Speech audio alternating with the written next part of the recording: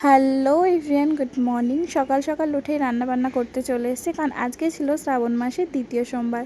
প্রথম সোমবারটা আমি করতে পারিনি, কারণ আমার প্রচণ্ড শরীর খারাপ ছিল। প্রথম সোমবারের দিন থেকে আমার প্রচুর জ্বর, এখন একটু ঠিক আছে, ওষুধপত্র খাচ্ছি। শ্রাবণ মাসটা তো পুরোটা আমি পালন করতে পারি না অতদিন নিরামিষ খেয়ে, কিন্তু আমি প্রত্যেক সোমবার করি।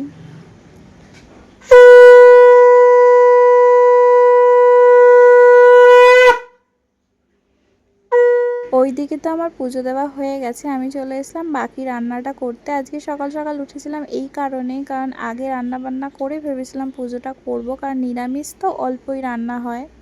যাই হোক, পুজোর আগে রান্নাবান্না না করতে পারলেও পুজো দিয়ে রান্নাবান্নাটা সেরে নিচ্ছি। আজকে ভেবেছিলাম একটু ডাল আলু ভাজা করব, তো ডাল আলু ভাজা আর করা হয়নি। এদিকে মুগ ডাল করেছিলাম, আর একটু ঢ্যাঁড়স ছিল, সেই ঢ্যাঁড়সটা ভেজে নিয়েছিলাম।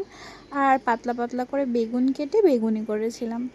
আমাদের বাড়ি বেগুন আনা মানেই হচ্ছে বেগুনি করা। আমার মা প্রত্যেকবারে বেগুন আনলে দুটো করে বেগুন আনে, কারণ আমরা বেগুনি ছাড়া বেগুন ভাজাটা অতটা পছন্দ করি না। ঘড়ির কাঁটায় 2টো বাজতে যায়, আমাদের খাওয়ার সময় প্রায় হয়ে এসেছে। খাওয়ার 10 থেকে 15 মিনিট আগে আমি বেগুনি ভাজি সবার জন্য, কারণ ডালের সাথে ভাজা একদমই ঠান্ডা ভালো লাগে না, গরম গরমই ভালো লাগে। আজকের মেনু তো সোমবারের আমাদের সিম্পল ছিল। তোমাদের কী ছিল অবশ্যই কমেন্ট বক্সে জানিও। টাটা।